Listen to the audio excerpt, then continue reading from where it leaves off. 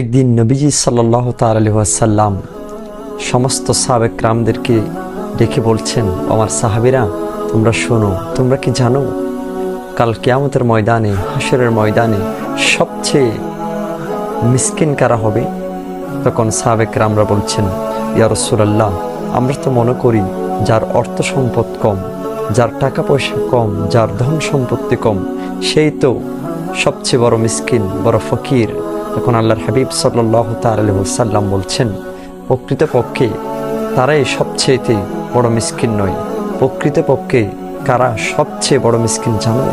যাদের নামাজ, রোজা, হজ, যাকাত ইত্যাদি ইত্যাদি অনেক অনেক আমল থাকার পরেও আমলের নেকি নিয়ে যখন হাশরের ময়দানে উঠবে, তখন ওই আমল তাদের কোনো কাজে আসবে না। কারণ ওই জায়গার মধ্যে দেখবে তাদের অনেক পাওনাদার দাঁড়িয়ে আছেন। কারণ সে হয়তো কখনো